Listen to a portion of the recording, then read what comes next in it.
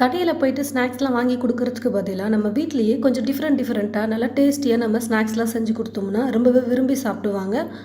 ஸ்டவ்வை பற்ற வச்சுட்டு ஸ்டவ் மேலே ஒரு கடாய் வச்சுட்டு கடாயில் ஒரு 3/4 கப் அளவுக்கு தயிர் சேர்த்துக்கிறேன். தயிர் வந்து நல்லா புளிக்காமல் ஃப்ரெஷ்ஷான தயிரை நம்ம சேர்த்துக்கணும். அப்போ தான் டேஸ்ட் வந்து நல்லாயிருக்கும். இதே கப்பில் 1 கப் அளவுக்கு தண்ணி சேர்த்துக்க போகிறேன். 2 பச்சை மிளகாவை ரொம்ப பொடியாக கட் பண்ணி வச்சுருக்கேன்.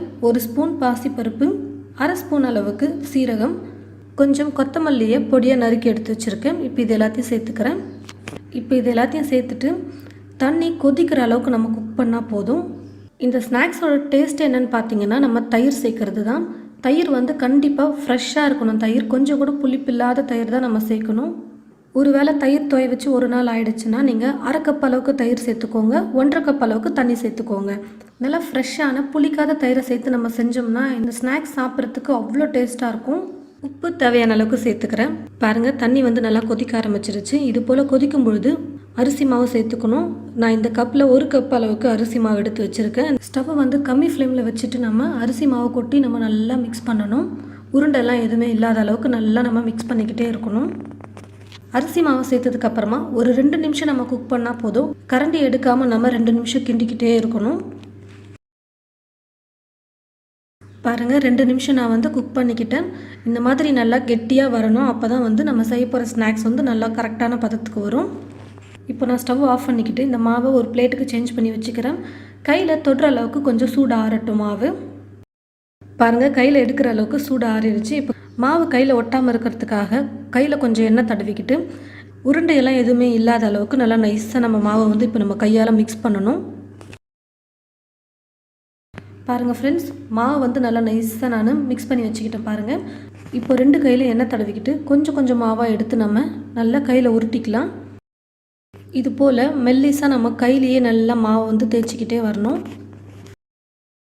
பாருங்கள், இந்த அளவுக்கு மொத்தமாக நம்ம கையில் நல்லா உருட்டி எடுத்துக்கிட்டால் போதும். உங்களுக்கு எந்த சைஸ்க்கு ரவுண்ட் வேணுமோ அந்த சைஸ்க்கு நீங்கள் கையில் நல்லா தேய்ச்சி எடுத்துக்கிட்டு ரவுண்டாக நீங்கள் பண்ணிக்கலாம். 2 முனையும் நல்லா வச்சு நம்ம ப்ரெஸ் பண்ணோம்னா பிரியாமல் வரும். பாருங்கள், பிரியாத அளவுக்கு நல்லா நம்ம ப்ரெஸ் பண்ணிக்கிட்டோம். இப்போ ஒரு பிளேட்டில் எண்ணெய் தடவிக்கிட்டு அந்த பிளேட்டில் நம்ம இது போல் செஞ்சு வச்சுக்கலாம். பாருங்கள், நம்ம எடுத்திருந்த எல்லா மாவையுமே நான் வந்து ரவுண்டாக செஞ்சு பிளேட்டில் ரெடி பண்ணி வச்சுட்டேன். கடாயில் எண்ணெய் ஊற்றி வச்சுட்டேன். எண்ணெய் நல்லா சூடேறிடுச்சு.